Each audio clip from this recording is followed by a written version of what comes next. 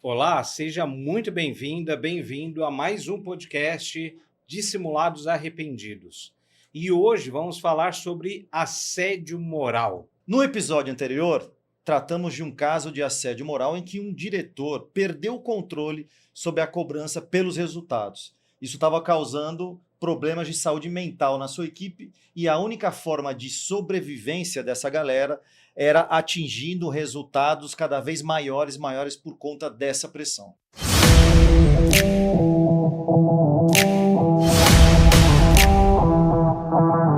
As histórias contadas neste podcast são baseadas em eventos reais. No entanto, para proteger a privacidade e a confidencialidade dos envolvidos, os nomes dos indivíduos e das empresas foram alterados. Qualquer semelhança com pessoas ou entidades reais é mera coincidência. Muito bem, eu sou Renato Santos, fazendo minha autodescrição. Eu sou um homem branco, cabelo, barba, olhos castanhos, estou vestido uma camisa rosa, uma calça preta e tênis preto. Estou sentado num sofá azul. Eu sou Mário Júnior, líder da área de investigações da S2 Consultoria, fazendo a minha autodescrição. Eu sou um homem branco, cabelos castanhos escuros, olhos escuros, estou de camisa azul, calça preta e um sapato bege, claro. Estou sentado numa poltrona azul. Eu sou a Lê Costa, líder do PIR, guardiã da integridade resiliente. Eu sou uma mulher branca, de olhos e cabelos castanhos claros. Eu estou vestindo uma saia marrom e uma blusa em tom vermelho. Muito bem, hoje então a gente vai falar sobre assédio moral e vamos começar então com o primeiro dilema, que é a culpa é da vítima.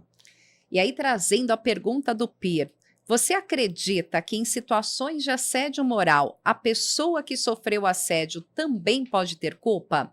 E aqui nós vamos trazer relatos, né, que foram frases compiladas de gestores que foram entrevistados na pesquisa Triângulo do Assédio e será apresentada por IA.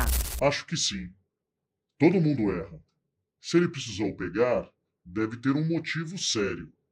O importante é que devolveu. Às vezes a vida aperta e a gente faz o que não quer. Bom, a culpa da vítima foi um dos fatores que a gente identificou não só no assédio moral, mas também no assédio sexual. Inclusive, aqui tivemos no episódio de assédio sexual, a gente meio que falou um pouco por cima sobre essa questão da culpa da vítima. A gente somente trouxe muito a roupa, né? a A questão da roupa, roupa, a forma como a pessoa se veste, como ela se Isso. comporta, se Como isso ela provoca, fala. né, o assédio. É. E agora, quando a gente fala em assédio moral, essa culpa da vítima tem muito a ver com a questão do, o cara não entrega, né? O cara não entrega, o cara não faz acontecer, o cara é muito lento, então a gente tem que dar uma clicada, uma forçada nele, né? E isso é muito comum mesmo a gente ouvir como uma forma de desculpa quando o cara perde o tom na cobrança. E o que a gente fala é que cada pessoa tem a sua particularidade, tem a sua individualidade e você tem que saber a forma como tratar cada um. Alguns você precisa estar mais próximo, outros querem afastamento. E os assediadores eles justificam dessa forma, né? A pessoa é devagar, ou a pessoa não entrega, a qualidade do trabalho é ruim, e ele acaba gerando o quê? Uma pressão naquela pessoa, acaba causando problemas mentais, problemas físicos, porque a pessoa tem até reações físicas, né? Eu fiz uma entrevista semana passada que o funcionário falou, quando meu chefe me pediu um trabalho, a forma que ele me pedia, eu tinha urticária, começava a me coçar, eu começava a ficar com a pele toda vermelha. E a grande dificuldade, né, nesse dilema é que as pessoas não têm clareza o que é o assédio, como ele se caracteriza. E quando a gente fala do assédio moral, a questão é que a gente está perdendo a liderança no papel de ser líder. E aí, cada vez mais, a gente tem líderes em cima do muro. Eu não vou fazer gestão. Porque se eu cobrar meta, se eu der feedback ou se eu chamar atenção, eu vou ser identificado no canal como um assediador. Né? E aí a dúvida, muitas vezes, é qual é o papel do líder, né? Até onde o líder pode ir? Porque a gente quer líderes que façam gestão. Você lembra, Mário, daquele caso que nós fizemos, que foi até uma denúncia que chegou no sindicato de um líder que estava sendo acusado de assédio moral, e quando a gente identificou, ele tinha acabado de chegar naquela organização há apenas 6 meses, e na verdade o que ele estava fazendo era gestão. Era uma gestão que, de fato, era mais nem tão rígida, mas era cartesiana, né? Ele controlava até a posição da cadeira, quanto tempo que as pessoas demoravam para ir ao banheiro, mas não era no sentido individual ou de expor ninguém ou retalhar, mas era para quê? Para alinhar a questão do processo, né? Ele queria ver o quanto que era o rendimento daquelas pessoas naquela ação. Agora, essa questão da culpa da vítima é algo que é muito cruel. Porque o assediador, ele joga toda a responsabilidade para aquela pessoa e aquela pessoa sente esse peso da responsabilidade. Por quê? Porque ela não consegue entregar ou porque ela acha que não tem a capacidade, que ela não tem a condição e ela acaba cada vez mais colocando esse peso, até mesmo pedir para sair, pedir para ir embora, ficar doente, né, Renato? Aí vamos lá, né? Uma coisa que a gente tem que chegar no equilíbrio dessa história toda, porque, como a Lê disse, também é o seguinte: hoje tem uma banalização do termo, né? Então, tudo é assédio, se tudo é assédio, então é melhor eu, líder, não cobrar nada, então... E aí a gente tem qualquer coisa menos uma organização. Isso é um problemaço. Por quê? Porque o líder precisa cobrar, o líder precisa entregar, porque se ele não entregar, ele não tem como, enfim, fazer a organização girar. Lembrando que ele também está sendo cobrado, né? Ele está sendo cobrado, exatamente. Então, a primeira coisa que a gente precisa destacar é o seguinte: líder, você precisa efetivamente fazer liderança, fazer gestão, e gestão não é só vamos abraçar a árvore, vamos aqui como uma família, não sei. Não. Dar o amém para tudo. Não, é você pegar realmente, cobrar pelo resultado. Isso é gestão. Agora, como que você faz isso é uma outra questão, né? Então, beleza, eu vou cobrar, mas eu vou cobrar com respeito e de forma equilibrada. E o que significa de forma equilibrada? É o seguinte, cara, será que eu estou cobrando o fulano da mesma forma que eu cobraria o Beltrano se os dois estivessem desempenhando da mesma forma? Tivessem as mesmas condições? As mesmas condições e entregando da mesma forma. Você lembra de um caso que a gente fez, que um gerente era cobrado da mesma forma de 2 outros gerentes, mas ele não tinha equipamento, não tinha pessoal e deu no que deu, né? A pessoa quase cometeu o suicídio contando pra gente na entrevista. Exatamente. E aí causou até a manipulação de resultados. Que a gente falou em algum episódio aqui do Dissimulados, que é impossível lembrar qual que é o episódio, mas está lá. Tá lá. O fato é que a gente tá vendo assim é quase que injusto com o líder, né? O líder, ele está sendo pressionado de tudo que é canto. De um lado, ele é pressionado de cima, né? Ou seja, de um lado não, ele está sendo pressionado de cima, como você falou, para entregar resultado.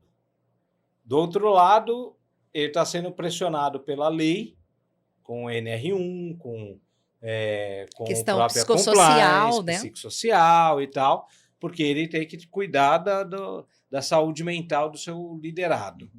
Só que quem cuida da dele, né? Pois é, ninguém cuida da dele. E ainda ele está sofrendo uma pressão de baixo para cima, porque o liderado pega e muitas vezes cruza os braços e fala: não, eu não quero entregar porque eu não estou me sentindo bem, nem estou me sentindo bem hoje. Não é tipo, não, você não pode me cobrar ou me exigir que eu trabalhe aqui no final de semana.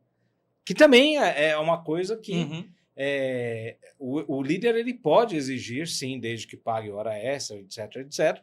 Mas, assim, tenha que ter, desde que ele mostre uma lógica. Uma finalidade, né? Tem um motivo de fato, né? Exato. Então, ou seja, é muito complicado. O líder está numa situação ali, sendo pressionado e puxado para todo que lado. E a empresa acha que está tudo bem, que é só continuar deixando o líder ali que vai dar tudo certo. Não vai dar certo. É certeza que em algum momento esse cara vai pifar. E se o líder, ou se a liderança pifar, acabou a organização. Só que antes dele pifar, ele pifa com todo mundo também, né? Sim. Porque daí é o efeito cascata, né? Ele não consegue absorver e dar conta daquela pressão toda, e vamos combinar que pressão sempre vai existir. E aí você percebe, quando você faz uma apuração de um caso de assédio moral, você vai entrevistando as pessoas, você vê que as situações se repetem com vários outros agentes ali, da cobrança, as reclamações pela forma de cobrança, a reclamação pela a imposição, não é a escuta, né? É muito mais uma imposição do que uma escuta ativa para orientar como deve fazer, porque eu não tenho tempo para isso e você tem que fazer isso dessa forma, atingir esse resultado e pronto. Só que muitas vezes a pessoa não sabe nem como fazer a coisa e aí entra naquele mato sem cachorro, perdido ali e desesperada para fazer aquele trabalho. Não sabe o que fazer, como fazer e qual é a finalidade, né? Ele não entende nem o propósito daquela situação, aí ele não vê sentido. Porque também muitas vezes esse líder está sobrecarregado e não vê valor em escutar as pessoas e mostrar o caminho, né? E nem tem tempo, cara. Não tem tempo nem para ele, né? Ele vai ter tempo para pegar e sentar com as pessoas, ouvir as pessoas. Esquece, ele não tem. E muitas vezes ele não sabe também escutar. Ele não sabe. Ele não... Por quê? Porque ele não foi treinado para isso. E aí, por isso que é importante a gente dizer que é um tripé, né? Não é só o assediador, o assediado, mas a organização tem um papel relevante nisso tudo, porque ela fica numa situação confortável, porque ela tem ali o bode expiatório, que é o líder, conduzindo e ela está preocupada com o resultado. Agora, quando ele não tem tempo, como a gente sabe, a maioria das vezes não tem tempo, e como ele está pressionado, você acha que isso é uma fórmula que acaba pondo na cabeça que a culpa sempre é da vítima, porque ele não tem tempo de acompanhar, ele não tem tempo de olhar, ele está pressionado, então a culpa é da vítima porque eles não me entregam, mas por outro lado ele não vê que ele não está olhando o que as pessoas estão fazendo, que ele está sendo omisso. Estou num caso exatamente agora que as pessoas estão reclamando do líder ser omisso, dele não gerir os dilemas que acontecem na própria gerência entre os próprios funcionários. Agora a pergunta é, como que esse líder ele consegue gerir esses dilemas? A pergunta é outra. Ele foi treinado para isso? Porque muitas vezes não é. O cara ele é um excelente técnico. Isso é clássico, né? É até clichê já.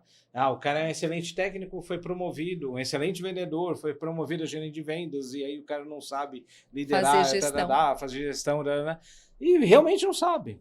E aí um dos pontos é o seguinte, treinar não só esse líder para fazer gestão, mas gestão de dilemas. E muitas vezes ele não fez a virada de chave, porque ele é um excelente técnico. E aí, como ele é capaz de fazer aquilo, ele não confia que a equipe também vai conseguir entregar. Aí, muitas vezes, ele fica sobrecarregado. Então, fazendo microgerenciamento. Sim, e na operação, ele não sai na operação e com isso ele tem dificuldade de fazer gestão, né? Porque ele confia no trabalho dele, mas não no trabalho da equipe. E isso vai gerando aquela sensação horrorosa na galera que lida direto com ele, porque ele não consegue fazer a gestão dos dilemas, dos conflitos que surgem na própria área. Por outro lado, ele também, de forma impositiva, coloca algumas coisas para serem atingidas, mas ele não sabe se aquela pessoa é capaz ou não. Tem o perfil, consegue entregar. E aí o pessoal vive para sobreviver, fica naquela busca desenfreada por produtividade que nem sempre vai sair com o resultado adequado. Quando não sai com o resultado adequado, a culpa é sua. Você não serve para nada, você não me entregou, eu pedi para você fazer isso, você não me procurou. Procurou porque ele não está lá, ele não está fazendo a gestão da área. Agora, vamos lá. Essa é uma racionalização, que a culpa é da vítima, mas algumas vezes a culpa realmente é da vítima, né? E a gente ouve muito isso, né? Eu tive que chacoalhar ele. Poxa, ele me provocou, eu tive que colocar ele no lugar dele. Ou provocou, ou se não é o cara... Porque sempre existiu, vamos combinar, pessoal, que sempre porque falando existiu. Assim parece que só tem o líder do mal, né? Agora vamos combinar que sempre existiu a pessoa, em qualquer esfera, em qualquer organização, que é a pessoa que trabalha e tem uma galera que não quer nada com a vida. Seja na escola, né? Só lembra na época do exército, pô. Na época lembra do exército. Pelo amor de Deus.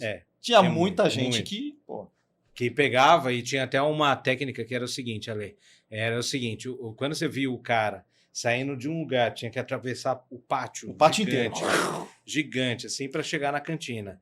Mas aí o cara pegava, assim, uma pasta debaixo do braço e ele ia rápido, assim, tipo correndo. Esse cara, ele tá indo pra cantina. Não ia tá fazendo ele nada. Não tá fazendo nada, mas ele finge que tá trabalhando É verdade. Então sempre existiu até em escola.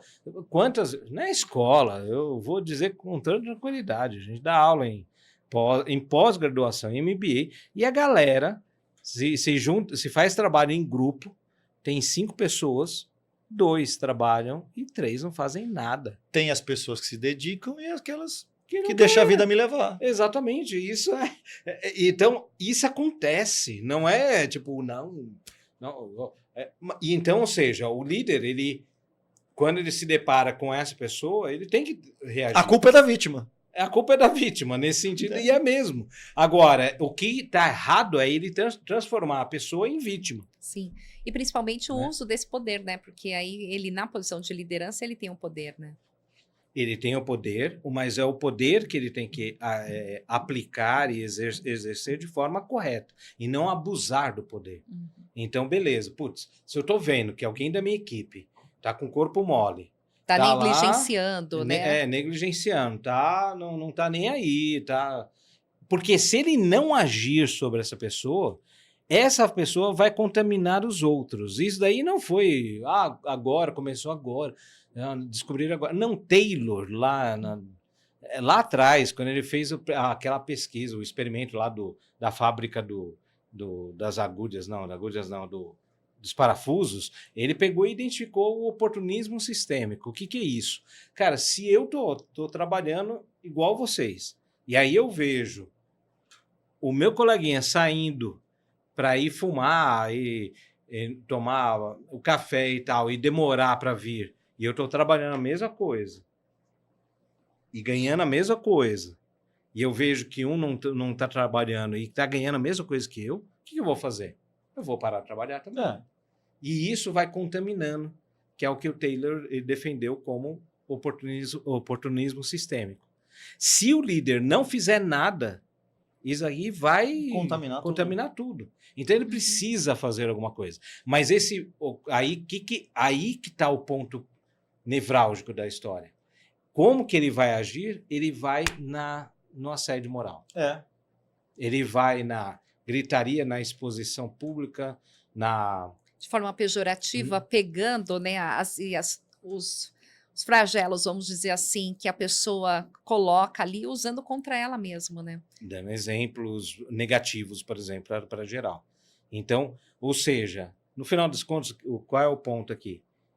O líder precisa reagir a esse oportunismo sistêmico. Ele precisa impedir que o cara fique lá de corpo mole, não fazendo nada. Porque ele pode resgatar essa vítima. A culpa da vítima ele pode resgatar. Na verdade, ele não precisa cometer o assédio para a pessoa virar uma vítima de assédio moral.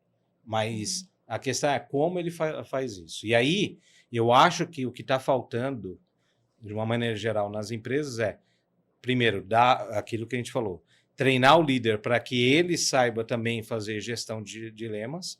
Segundo, o líder, ele conseguir dar um feedback negativo, e ele tem que dar o feedback negativo, mas de forma respeitosa. Eu vi de um gestor, isso me marcou. O líder tem que saber ter conversas francas, né? E o que a gente vê é que os líderes não sabem ter conversas francas, porque é muito mais confortável fazer gestão de quando tudo está muito bem. Aí, na verdade, você não faz gestão, né? Você só comemora. Só administra o resultado positivo. Sim. Né? Agora, a grande questão é que vai ter momentos que você vai ter conversas francas e muitas vezes vai ser a pessoa que vai levar uma negativa e tudo bem. Como que eu saio dessa negativa? Mas como é que eu vou mostrar o resultado de uma equipe de vendas, tem 10 pessoas e tem uns 3, 4 que estão ruins e eu tenho que ter uma conversa franca com eles na reunião mensal? Na verdade, eu acho que isso é meio que resultado, essa confusão toda é resultado de uma moda que a gente adora, né? Como organização, o mundo corporativo adora viver de modas, né? E uma das modas é o seguinte, nunca dê... Aliás, é proibido falar feedback negativo. É proibido. Você não pode falar feedback negativo, senão a pessoa vai ficar chateada.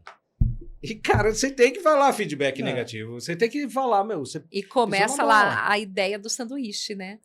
Que perdurou por muito tempo. Não, você fala algo positivo, daí você comenta alguma coisa e você sempre tem que finalizar de forma positiva. E é o que a gente vê com o resultado. Então, assim, o PIR, ele vem para trazer o quê? Os gatilhos comportamentais e uma excelente oportunidade para as organizações trabalharem isso como uma jornada comportamental.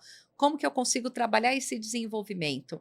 E aí é uma oportunidade da gente apontar aquilo que não está bom e que a gente precisa melhorar. E aí o que a gente ouve dos gestores, só traga frases de efeito.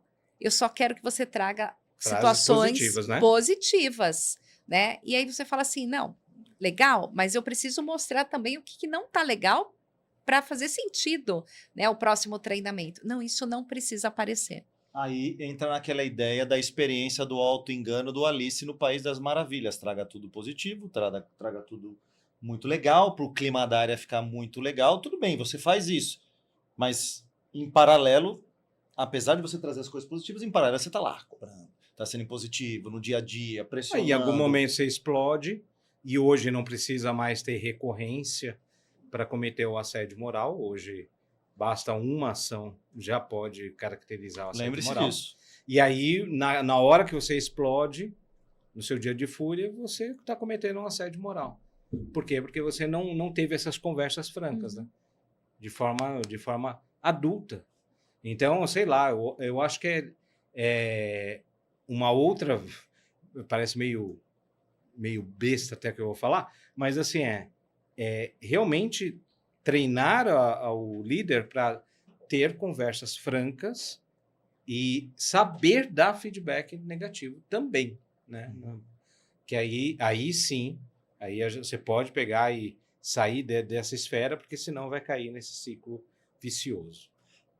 Hoje na hora do almoço a gente estava até falando sobre isso, né? Que todo mundo ganha o prêmio, né? A conversa franca não existe. Aí todo mundo ganha o prêmio, aí fica aquele auto-engano, aquela ilusão sobre a qualidade, a capacidade de todo mundo. E no mundo real tem pessoas muito boas, Ou mais naquele ou menos, momento, ou naquele de repente, momento. ela não está desempenhando, e ela precisa saber que ela não está desempenhando, ou não está desempenhando naquele projeto específico. E tá tudo bem com isso, tá tudo bem, isso é adulto, e vamos lá, né?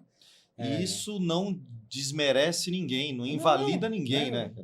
Porque o ser humano tem aquela sensação, poxa, se eu não estou bem aqui, eu sou ruim, eu sou Gera uma pessoa... impotência, né? Porque identifica com... Na verdade, isso influencia, parece que é a identidade da pessoa. Uhum.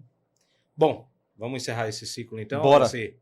E aí, então, vamos para o próximo dilema. Muito bem, agora vamos para o dilema 2, que é o exemplo pelo medo. E a pergunta é a seguinte: você aumentaria intencionalmente a carga de trabalho de um funcionário ou uma funcionária que não estivesse performando como uma forma de exemplo aos demais da equipe? Aqui nós vamos apresentar relatos de líderes que faziam a gestão da dor através da disciplina. E aqui são relatos que vão ser apresentados por Ian. Olha, sozinho eu não faria. Mas quando todo mundo faz, a gente acaba indo junto. É difícil ser o único a dizer não. Às vezes parece que o problema é quem resiste, não quem desvia. E olha só que coisa, né? A gestão da dor pela disciplina. Será que tem gestor, será que tem gente que eu vou entuchar o Renato de trabalho para ver como ele reage, para ver se ele sai do outro lado e começa a trabalhar de verdade? Será que tem isso? Com certeza tem. Que né? mundo que você tá agora? É Não você é? que tá no mundo de Eu acho Alice, que eu né, nunca vi, Mário? não. Nunca viu. Vamos esticar a mola, né? Esticar a mola. Crueldade, né? Isso é crueldade, não é? Mas, na verdade, a gente aprendeu assim, né? A gente aprendeu assim. Que, putz, você tem que esticar a mola para ver até onde a pessoa aguenta. Tá, e você falou, a gente aprendeu assim. E quantas vezes a gente não ouviu isso também nas entrevistas? Não, eu dava as coisas para ele porque ele sempre fazia, ele conseguia, ele dava conta, porque eu jogava pro outro, não fazia nada, então... Ou seja, o cara que entregava, o cara que tinha mérito, que dava resultado, ele acabava ficando sobrecarregado e que isso, ao longo do tempo, vai causar um mal para ele, vai prejudicar ele. Enquanto isso, o outro que não estava entregando estava lá, não deixa a vida me levar, tô de boa, a Lê faz, então vou jogando tudo para Lê. E pode olhar depois na jornada profissional, foi a pessoa que mais teve mérito, que foi mais reconhecida, ou que não fazia nada, né? Ou que teve promoções. E o mais doido é o seguinte, que como que a gente aprendeu isso, né? A gente aprendeu sofrendo. É isso que aconteceu. A gente foi esticado, né? Na mola e tal. E, obviamente, é quase que uma reação a gente aplicar da mesma forma, Uhum. né? E principalmente que você não podia questionar, você não podia falar, porque se você verbalizasse ou expressasse qualquer coisa, ia ser pior, né? E aí entra a escassez, né, do triângulo do assédio, que é exatamente o seguinte, cara, se eu reagir, como você falou, eu vou perder meu emprego. Então, por uma questão de sobrevivência, eu tenho que aguentar. E aí é interessante que aí o pessoal pega e fala o seguinte, né? São gerações, a geração tal, geração isso, aquela. Mas espera lá, né? A gente tem que tomar muito cuidado com essa questão de definir ou rotular a pessoa pela geração que ela pertence, porque são coisas completamente diferentes o contexto social que ela vive. Uhum. Ou seja, se você pega a minha geração,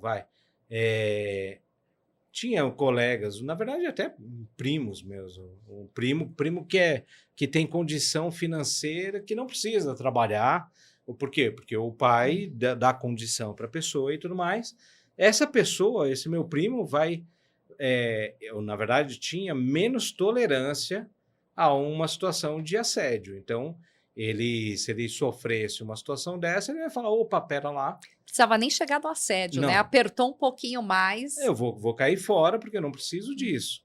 Agora, eu lascado, como Você falou uma coisa importante, isso eu mesmo. tenho que aguentar Eu tenho que isso, aguentar. porque se eu não aguentar, eu vou perder a oportunidade aqui. E perdendo a oportunidade, sei lá quando que eu vou ter condição para pagar minha faculdade ou mesmo para ajudar em casa, comida em casa. Aí vem aquele lance, obedece quem tem juízo. Eu É. tenho juízo, eu preciso ter que... Manda quem preciso. pode, obedece quem tem É, juízo, né, né? Mariana? E aí pega e fala que é a mesma. É a geração? Não, meu amigo, calma aí. Tem gerações, as gerações mais novas hoje, né? Y, geração Z. Aí o pessoal fala, geração Nutella. Pera lá. Quem que é a geração Nutella? Porque tem gente ali das gerações mais novas que não tem Nutella em casa, cara, e tem que pegar e aceitar, engolir um monte de sapo para conseguir pegar e levar o arroz feijão, não é nem a Nutella, cara. E a gente joga no mesmo balaio, pera lá.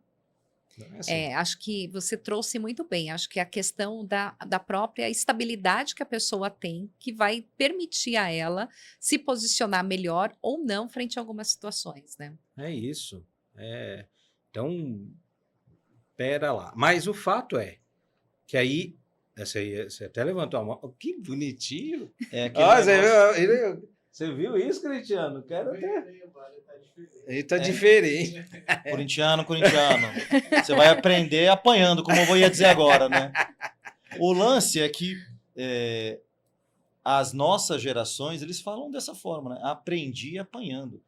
E porque eu aprendi apanhando, você também tem que me entregar dessa forma. Por isso que eu tô lá, apertando, eu tô arrochando, porque é igual o passarinho, né? Se eu apertar ele...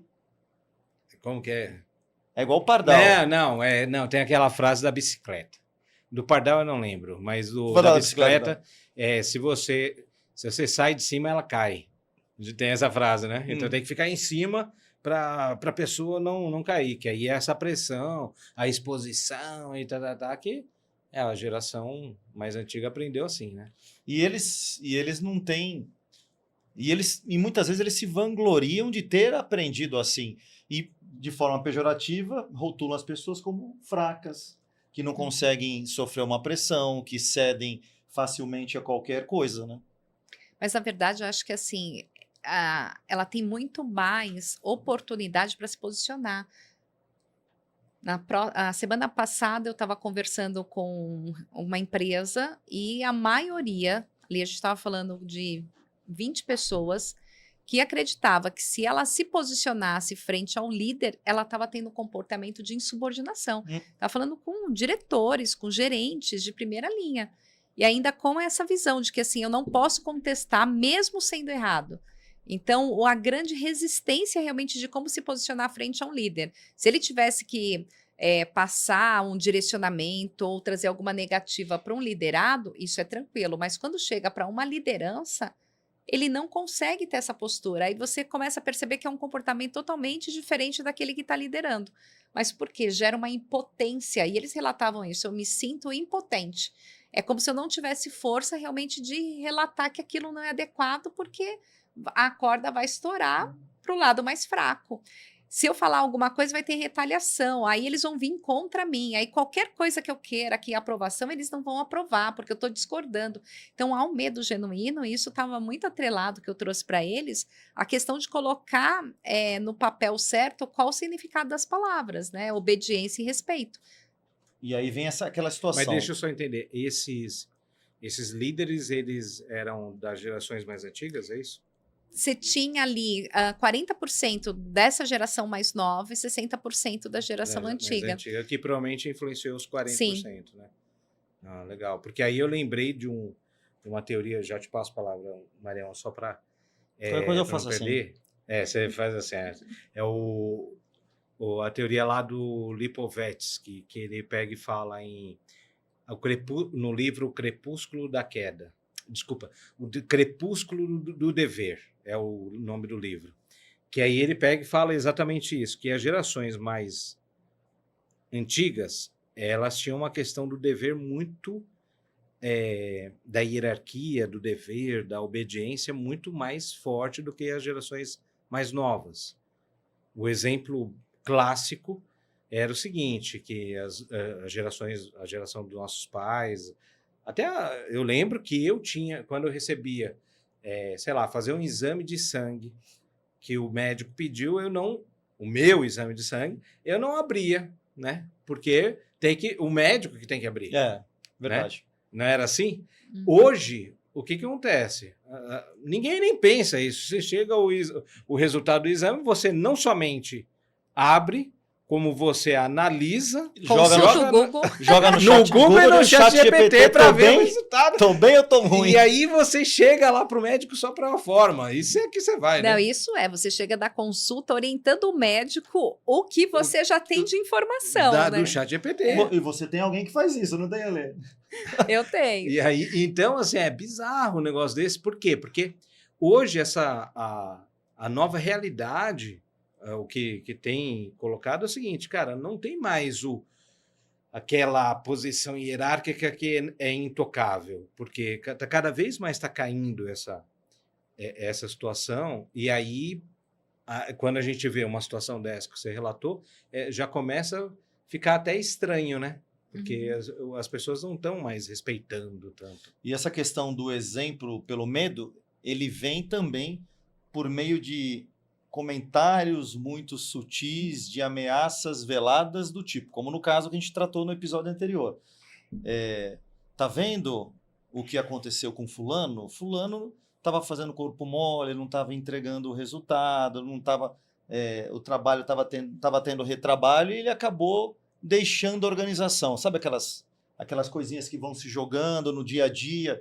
E aí, eles querem... O que ele está fazendo? É o exemplo pelo medo. Eu estou pondo medo nas pessoas para ver se essas pessoas mudam o comportamento, melhoram o comportamento da forma que eu quero, impondo isso. E não melhoram da forma real, da forma construtiva junto com ele. E acaba fazendo as comparações, né? E aí de realidades totalmente distintas. E a pessoa, ela fica, de fato, receosa. Realidades distintas, condições distintas, como a gente falou no início. Eu estou lá pressionando aquela pessoa, mas eu não estou levando em consideração todo o entorno dela para ela poder me entregar. E eu só estou gerando medo, A pessoa está pensando, pô, eu estou com a corda no pescoço, qualquer hora eu vou sair, E aí ela acaba, muitas vezes, caindo para outros caminhos, como a gente já viu, para manipular um número, manipular uma informação, falsificar uma assinatura, falsificar algum documento para conseguir entregar as coisas quando aquele gestor quer, no momento, da forma que ele quer, só que tudo manipulado por conta do medo. Sim. E é o que a gente fala, né? É um termo que o pessoal gosta muito, que é a cauterização dos valores, né? Quando a gente fala assim, essa pessoa é boa, mas ela tá tão envolvida num ambiente que levou ela para um caminho que ela não gostaria, que ela se guardou, né, aquilo que ela acreditava, aquilo Uhum. que era bom dela, e ela acaba executando, tomando decisões, mas não por ela, né? Ela só faz a gestão de tomadas de decisões inadequadas, as quais ela foi pressionada. E é a grande dificuldade, né? Quando a gente apresenta uma situação dessa para uma organização, que a gente não está ali para defender, né? Se a pessoa é boa ou a pessoa é ruim, mas é trazer luz. E eu tive um depoimento tão lindo de uma cliente que depois da entrega do resultado, ela falou assim: a gente pode mudar o nome do PIR? Eu falei, por quê? Ela falou assim, porque o PIR deveria ser chamado luz. É a luz no fim do túnel.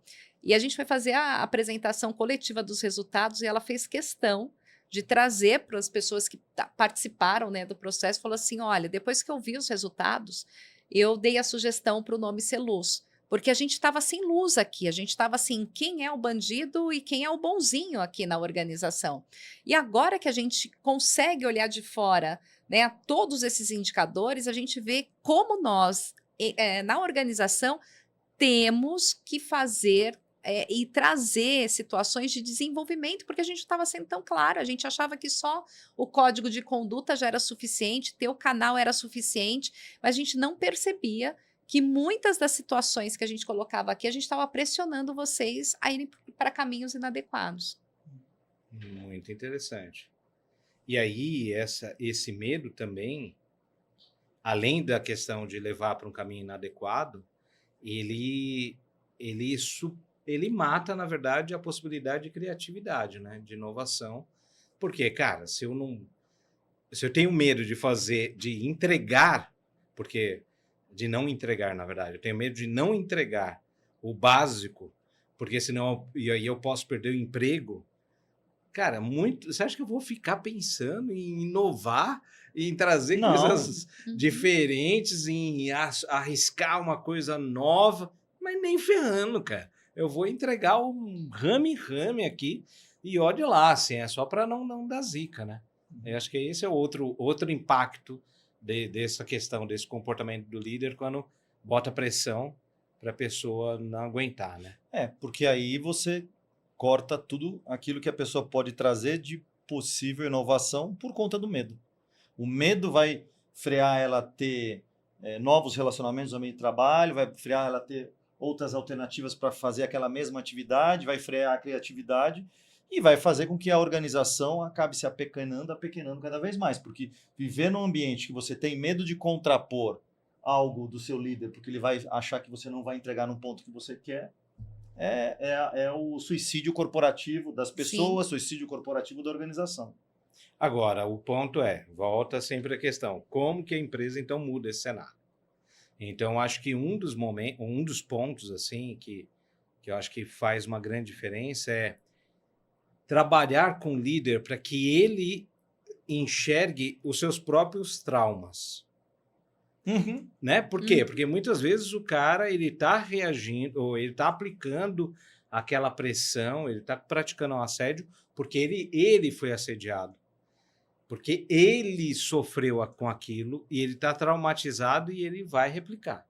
Então, não primeiro, enfim, mas é uma das ações, é realmente olhar o seguinte, cara, vamos olhar para você, para ver como que você tá, quais são os seus traumas. E é o replicar inconsciente e até mesmo consciente para descontar nas pessoas. Sim, Pode ser. Porque eu apanhei desse jeito aqui, me lasquei e agora todo mundo também tem que... Não vou dar moleza para todo mundo. Ele acha que esse é o único caminho, né? Para as pessoas valorizarem, tem que passar pelo sofrimento. Então, acho que esse é um caminho, realmente, você trabalhar com os traumas dos líderes. Eu acho que um outro caminho também é mostrar o seguinte, que o líder ele não precisa pegar aí, se quiser demitir uma pessoa porque não está performando, ele não precisa pegar aí, pressionar a ponto da pessoa virar um demissionário. Não é a melhor ferramenta. Então, se eu não estou gostando do desempenho de um liderado, eu tenho autonomia, eu devo, e se não tiver, a empresa tem que dar essa autonomia. Esse é o ponto, né? Para pegar e demitir as pessoas. E não, eu não vou demitir, então eu vou fazer ali.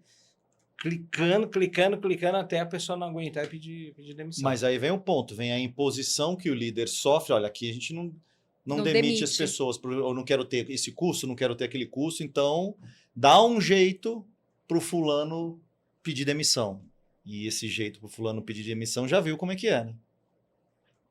Ou ainda é o seguinte, porque aí é uma questão só para a empresa não pagar os 40%, as verbas, As verbas. e tal, né? Mas tem um outro aspecto. Aqui a gente não demite ninguém porque nós somos uma família e, nossa, você é o responsável. Se alguém não está desempenhando, você tem que fazer a pessoa desempenhar. Mas se a pessoa Você é o chefe da tem- família, né? E se a pessoa não tem jeito, cara? Você já tentou, a pessoa realmente não desempenha. As limitações também, você precisa entender, né? O quanto que é expectativa e realidade, Não, e às até vezes- onde ela pode ir. E às vezes não tinha nem o assédio. O assédio se torna nesse momento. Nesse Você tem que momento. dar um jeito. Tem que dar um jeito no cara. E aí, Aí vamos lá, vou vou dar o jeito. dar um jeito e forçando.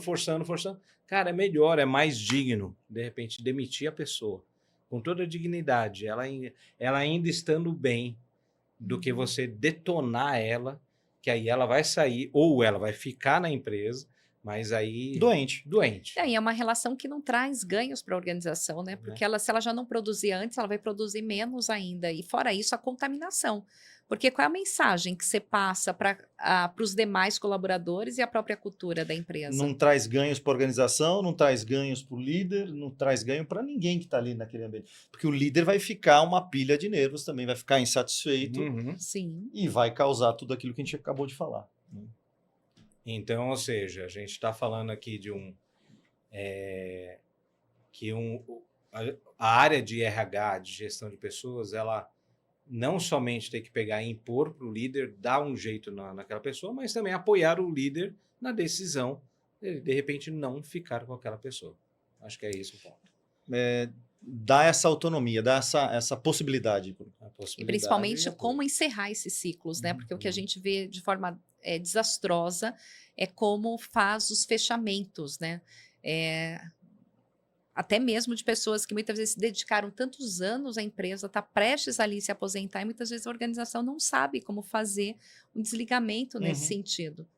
Então, tudo isso vai impulsionando também as pessoas irem para caminhos inadequados. Muito bem, então encerramos mais esse dilema e vamos para o último. Eu acho que é melhor assim.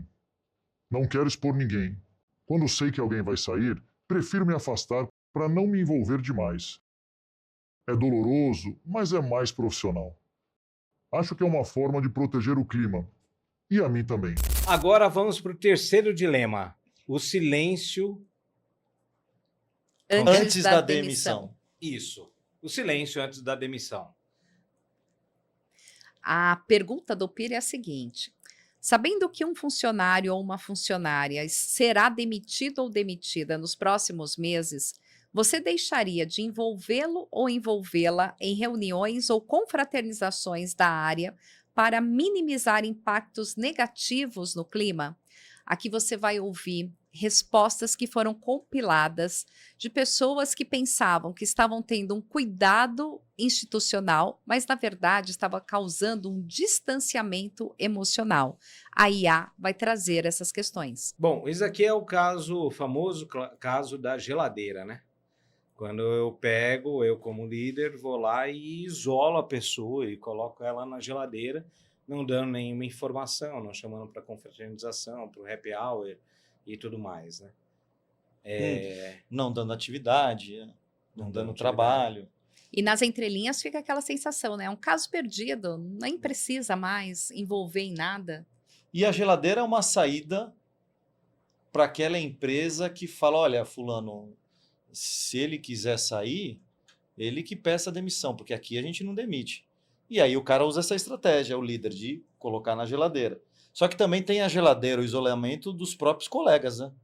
Que por, vamos dizer assim, por simpatia percebem que o gestor está fazendo isso e falam, deixa eu me afastar aqui da Lê, porque se o cara me ver com a Lê, eu indo almoçar ou ajudando, o negócio vai pegar para mim. E aí começam os dilemas, né? Essa pessoa não é convidada para almoço, ela não vai nas confraternizações, happy hours, ela fica ali De canto. Nem pro happy hour, que é só a turma lá do fundão, ela vai mais. Porque ela já não tá indo mais pro happy hour com o chefe, né? Que o chefe Uhum. já não tá convidando. Agora nem com os amigos da empresa, nem por conta desse Porque isolamento. os amigos não chamam. Mas teve até um julgamento recente, um julgamento judicial tal, no processo trabalhista, que foi o seguinte: a pessoa ela pegou, falou que ele foi jogado na geladeira porque não tinha, todo mundo fazia no aniversário de todo mundo fazia os bolinhos, né? Tinha um bolinho e tal, Uhum. menos ele que não tinha um bolo de aniversário. E ele processou a empresa e ganhou na justiça. Ah, essa eu não sabia. Esse é bem O recente. bolinho do aniversário. Porque não tinha o bolo de aniversário dele, sendo que os outros tinham. E aí eu lembro que quem trouxe isso foi um cliente nosso, aí falou, que absurdo, Renato, e tal, não sei o quê. Eu falei, será que é um absurdo? Vamos analisar juntos aqui. E aí a gente começou a analisar, é o seguinte, imagina você, se você tá lá dentro de uma equipe de 10, 15 pessoas, todo mundo tem o seu bolinho de aniversário, só no seu aniversário que não tem. É muito cruel. É cruel, cara. É como a gente lembra a gente perguntando numa aula, tem coisa pior que a mosca do O mosca do cocô do cavalo do bandido. tem uma coisa pior que aí tem a mosca do cocô do cavalo do bandido, tinha mais uma coisa que eu já não lembro mais. Tem, né? Isso é sinistro, isso é cruel. Sim. Isso é muito ruim. Porque vai minando a pessoa, até mesmo a própria credibilidade dela. Ela começa a não pertencer, né? Ela não pertence àquele grupo. Ela está lá, mas ela não pertence. Isso começa a até mesmo trazer transtornos da própria identidade dela, né? E qualquer coisa que aconteça, ela vai se culpando, vai se penalizando. Eu lembro, no meu primeiro emprego, né, na metalúrgica, tinha um cara lá que ele era cipeiro. Então, aí ele foi eleito, tá, como cipa, e não sei o quê. Então, ele tinha estabilidade. E assim, eu lembro como se fosse hoje. Eu entrei na empresa e tal, e eu fui conhecendo as pessoas, né? E tinha uma sala, assim, que era uma salinha pequenininha, assim, sei lá, parecia uma cela, assim, sabe? E o cara tava lá sozinho, numa mesa, numa mesinha, assim, sentado. E aí, quando foram me apresentar, fulano, aqui é a área tal, esse é DP, eu trabalhava na área de RH, e esse aqui é DP, tinham 5, 10 pessoas e tal, não sei o que, esse aqui é isso. Né? Aí chegou, esse aqui é o fulano. Eu falei, tá, mas o que ele faz? Não faz nada. Como assim não faz nada, assim? Não, ele é cipeiro, ele não pode ser demitido. E o cara lá, assim, aí ele olhou, levantou a cabeça, assim, prazer. Ou seja, E já criou até um rótulo, né? Rótulo, total. E aí, tudo, ele não era chamado para nada. Assim, me incomodava, assim, porque dava dó, assim, do cara, sabe? Não, e a gente já tratou, eu já tratei um caso que era com um funcionário da CIPA, que ele falava, Mário, chegava a determinados momentos da reunião que o meu gerente, não lembro se era gerente, me retirava da reunião porque o assunto poderia ser prejudicial para a organização por eu ser da CIPA. Então eu era retirado daquela reunião para eu não ouvir que estava tratando e depois, às vezes ele retornava para a reunião ou nem retornava mais para a reunião. Olha o distanciamento que ele estava causando numa situação como essa. Achar que as empresas elas são apoiadas pela CIPA. A CIPA é algo que existe, é algo que é para o bem da organização. Só que nessa organização ele via de outra forma. Se esse cara souber desse assunto, ele vai levar no sindicato. Não é só nessa organização, em muitas empresas, quando o cara ganha estabilidade, o cara é mal visto. Né? Isso é interessante. Vamos dizer que é interessante. De fato, em muitos lugares que a gente já passou, o cara ele é visto de maneira pejorativa. Ele é visto não como um funcionário da empresa, mas como do outro lado, que só quer. É um cara que está lá para buscar os direitos, para fazer a empresa cumprir os interesses coletivos da segurança e saúde, e ele é visto mas não é bem quisto, não né? é bem quisto. Agora, ele é isolado. Uma coisa também que a gente participou, né, além do Compeg, né, que é do Congresso Nacional de Procuradoria, né, de Procuradoria Pública, né? E E aí, nesse congresso, a gente conversou com várias pessoas sobre assédio e tal, a gente falou sobre assédio, né? E aí o que trouxeram foi uma coisa bem interessante, que o servidor público, por ter estabilidade, ele muitas vezes, quando ele sofre um assédio moral, ele não denuncia na ouvidoria, porque ele fica com medo do seguinte, justamente desse tipo de retaliação. Ele não vai ser demitido, porque ele tem estabilidade. Mas ele não vai denunciar se ele sofre assédio, porque se ele denuncia, tudo bem, não vai ser demitido, mas ele vai ser jogado de canto, vai ser rotulado muitas vezes, e ele não tem como reagir, porque ao mesmo tempo tem muita coisa. Ah, ele pode pedir demissão. Não, ele não. O cara que passou num concurso público, ele não vai pedir demissão, ele não vai pedir exoneração. Ou eu vou ser transferido para um lugar ruim, né? Ele ralou pra cacete pra ali. Então, é muita coisa que tá pesando pra ele. E aí ele não vai abrir mão. Então, no final dos contos, vira uma própria gaiola dourada pra ele. E ele tem que se reinventar nesse novo ambiente que trouxeram para ele, né? Ele que lute realmente com essas situações. E quando o afastamento, o isolamento vem com a razão que é pelo cuidado, não, eu estou afastando para cuidar dela, estou afastando para a pessoa ficar melhor. É uma coisa que é muito louca, né? Você afasta alguém do ambiente que ela precisa ter as pessoas, precisa do gestor para se desenvolver sob a alegação de cuidado. Ou seja, ninguém cuidado, eu afasto, não estou olhando para essa pessoa, não estou cuidando dessa pessoa, estou tirando as atividades dela ou colocando coisas que não são relacionadas à capacidade dela, porque eu tenho cuidado. Olha só que visão maluca, né? Alegar que é cuidado, afastar. Você começa a minar, né? E essa pessoa ela vai perdendo não só a identidade dela, mas até mesmo a vontade dela de trabalhar ou de produzir, porque ela começa a não se sentir capaz mais. Né? Há uma incapacidade, né, de fazer aquilo que ela fazia tão bem. E aí aquele negócio, é uma tentativa de não lidar com o problema, com o sofrimento que a pessoa está tendo. Então, eu não quero ler isso aí. A pessoa que é fraca, então, quer saber? Deixa ela de lado aí, e a hora que ela pifar, ela sai fora aqui da empresa. É isso que a mensagem que está passando. Eu não quero ter problema em ter que lidar ou ajudar essa pessoa. Deixa ela aí. E a gente tem várias formas de geladeiras que ela não começa nem ainda a ser um assédio, mas pode ser situações preconceituosas, né? A gente tem situações que muitas vezes a mulher ela perde a fala, ou que muitas vezes a ideia que ela deu, ela não foi aceita, mas aí daqui a pouco é aplicada, mas vem na voz realmente de outra pessoa, masculina, né? Masculina. Você tem a própria questão de muitas vezes você está numa reunião e aí eles não querem que você participe, ou vai ficar indelicado pedir para você sair, muda a língua. A gente já viveu situações assim, fala em outro idioma para ocultar realmente aquela situação e te deixar constrangido, de fato, ali naquilo, e você não sabe o que está se falando, o que está se tratando. Que é pior sensação do que essa, né? Você está numa reunião impotente. E a pessoa muda a língua na tua frente e você fica lá. Que coisa, Lê. Pois é, então são coisas que acaba minando, né? E aí a pessoa olha para aquilo e fala assim, nossa, mas por que isso?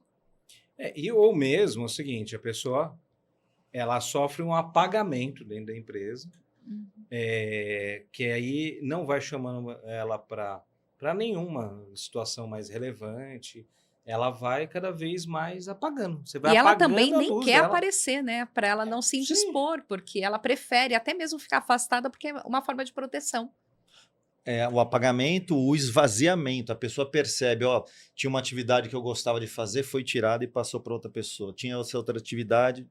Eu fui lá e falei com o gestor que queria, ele foi lá e me tirou. Ok, às vezes o gestor tem essa autonomia de trocar as atividades. Mas quando a pessoa percebe que está sendo de fato esvaziada, não com uma finalidade, aí é aquele negócio que a pessoa acaba se inferiorizando, se sentindo mal. Eu falo que a geladeira acho que é a pior das formas. Mais cruel. Agora, vamos lá. Isso a gente colocando para o líder que está sendo dissimulado. Dissimulado. Né? O cara do mal, né? Agora, vamos pensar o seguinte, que aí o dilema é o seguinte, chega alguém da sua equipe para você e fala, putz, seu chefe, me manda embora, porque eu estou querendo tirar um período sabático, quero viver da minha arte na praia, dar uma relaxada. Então, e eu quero ter o colchãozinho ali de garantia, porque é 1 ano, 2 anos que eu vou ficar no período sabático. Me manda embora. Aí você vira para a pessoa e fala, não posso te mandar embora, você sempre desempenhou bem, sua avaliação é ótima e tal, então eu não vou te mandar embora. Aí o cara vira para você, o cara de pau, fala, bom, Então, eu te avisei. E a partir dali, ela começa só a sabotar, corpo mole, ficar contaminando as pessoas, você pede para entregar no prazo tal, ela não cumpre aquele prazo e atrapalha o seu prazo, a sua entrega. Ela fica no meio da reunião lá só fomentando a discórdia. E aí? É uma situação difícil, porque a gente eu cheguei ao ponto de pensar aqui se existe o isolamento positivo. Você está contando uma história, uma pessoa que foi lá, pediu para ser demitida. Ó, eu quero que sair porque eu vou fazer um período sabático, tá aqui na empresa a gente tem esse direcionamento, que esse tipo de situação não ocorre. Você tem uma boa avaliação, eu não posso fazer isso. Se você quiser, você peça a sua demissão. Então eu acho que aí talvez é um problema que tem que ser, não um problema, mas é uma premissa que a empresa tem que tratar e tem que colocar no seu pacote esse tipo de situação, que de uma hora para outra algum funcionário vai pedir para sair e por alguma razão que ele tenha, e mesmo sabendo que aquela pessoa ela não tenha ela diga para você, então eu não vou pedir, mesmo sabendo que ela vai fazer corpo mole, isso vai trazer um impacto para a organização. Então a empresa vai ter que escolher qual decisão ela vai seguir, como ela vai orientar o líder para seguir com essa situação. Porque, do contrário, dá para demitir ela com justa causa? Não, até dá, mas aí é muito mais difícil, porque teria Mas que gera todo acometer um várias, desgaste, né? Então, são várias advertências e tal. Mas, ao mesmo tempo, o dilema é esse. Se o líder pega e demite, sendo que todo mundo que peça para ser demitido, a empresa demite, isso vai ser um problemaço para a empresa. Porque aí tem um impacto, inclusive financeiro. Né? Então, como que resolve essa parada? Difícil. Imagina toda a galera fazendo corpo mole. Não admito que eu vou fazer corpo mole. E aí... Ou fazer pequenas fraudes, que a gente já viu isso, É, né? Acontecendo. aliás, faz uma manipulação de despesa, Uhum. um atestado médico falso, enfim, vai trazendo coisas. Imagina agora na esfera psicossocial. Porque se eu chegar para o terapeuta e falar que eu tô esgotado emocionalmente, que exame, enfim, e muitas vezes ele nem tem histórico de que ele fazia algum acompanhamento, nada, a organização fica vendida com isso. A gente tratou... E o atestado não precisa nem ser falso. O médico vai lá 12 dias. Sempre 12, 14, para não dar 15 para não cair no INSS. E a gente tratou um caso desse, você lembra, pô? Que a pessoa... eu fui lá pedir para ser demitido. E o chefe falou, aqui não dá, cara. Pô, mas eu preciso, tal. Não, aqui não dá. Pô, só que eu via em paralelo que todo mundo que cometia uma fraude acabava sendo demitido e saía com o dinheiro da fraude. Logo, o que esse cara fez? Cometeu uma fraude. Não foi nenhuma fraude absurda. Só que ele deu azar, porque a empresa estava num momento de mudança de cultura e aí tinha contratado a gente para fazer a apuração. A gente fez a apuração e ele acabou... confessando verbalmente por escrito, ele acabou sendo demitido. Mas se ele tivesse feito isso um pouquinho... Demitido com justa causa. Com justa causa. Esse foi o azar dele. Ele estava esperando ser demitido normal. Porque se ele tivesse feito isso um pouquinho antes da gente, ele teria sido demitido normal. Ia sair com toda a premiação. Então, ou seja, a gente tem aqui um problema, um dilema, na verdade. É dilema, esse é dilema mesmo. Como que o líder vai resolver com o demissionário? Porque aí eu vou colocar mais um ponto aqui de mais uma serpente. Mais uma serpente no nosso jardim, que é o lance seguinte: e se esse cara, esse demissionário, ele lida com materiais perigosos e que ele pode causar um acidente, ou mesmo sofrer um acidente, cara, aí a situação complica mais ainda. E o líder, ele tá lá na situação que se ele pegar e colocar esse demissionário, essa pessoa que quer ser demitido, na geladeira, ele tá cometendo um assédio moral. Um piloto de avião. Um piloto. Eu não quero mais pilotar. Eu quero ficar médico, um médico. Um enfermeiro. Qualquer, ou se não, cara, um empediador. O cara tá lá na empediadeira, cara. E aí o cara tá querendo ser demitido. E aí o líder se coloca na geladeira, assédio moral. Se demite, você reforça de que todo mundo que pede demissão vai ser demitido. O que ele faz? E aí o cara tá sozinho. Muitas vezes o líder tá sozinho nessa decisão. Ele não tem apoio da empresa. Eu falei piloto de avião, mas eu acho que não tem nenhuma empresa aérea maluca que vai quando um piloto fala eu não quero mais pilotar, Não, você vai ter você vai ter que pilotar, não sei o quê. Acho que ninguém vai. Não vai. Eu acho que não tem. Não, A gente teve uma fábrica, uma indústria, na verdade, de farinha. E aí, com uma nova gestão, eles queriam boicotar esse novo gestor. E eles faziam as refeições no refeitório lá da fábrica. E o que eles fizeram? Eles começaram a desviar os talheres. Isso escondia os talheres na Esse eu não bota. lembrava, desvio de talher. Colocava os talheres na bota, então era aquela bota com um cano bem alto, e eles saíam, não tinha a revista. E o que eles faziam? Eles colocavam os talheres em sacos de farinha. Imagina um saco de farinha de 50, 100 quilos. Esses sacos eles são abertos em produção de padarias, restaurantes, enfim.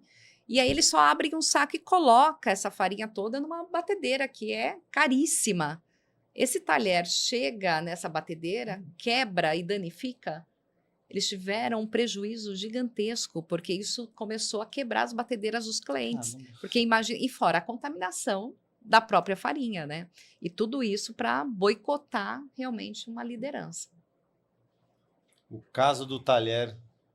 Enfim, o fato é que a gente tem aqui Ainda não chegamos na solução desses dilemas. Não, eu nem sei se tem uma solução. Porque, como a gente estava falando, tem aqui, pode fazer a demissão com justa causa, mas isso vai levar um tempo. Tem que ter várias advertências, tal. Leva muito tempo isso? Sim. Pelo menos tem que ter umas 3, 4 advertências. E para cada advertência tem que ter uma ação. E o desenvolvimento também daquela uma prova daquilo, né? Porque você não pode só advertir. Agora, não pode acontecer o que a gente também já evidenciou. E aí o gestor estava de saco cheio, pressiona a analista de RH a falsificar ali as advertências. Então, ele deu, em um único dia, 3 advertências, ele conseguiu cumprir a regra. Mas, na verdade, as advertências eram falsas, fakes, né? Eram fakes. Então, ele devia, sim, teve episódios? Teve, mas ele não teve a ação de dar advertência. Ele não pode dar retroativo. Ou pior, né? Também um outro caso que a gente viu, você falou do retroativo, eu lembrei que aí a avaliação de desempenho era sempre positiva, aí numa situação dessa, vamos refazer a avaliação de desempenho.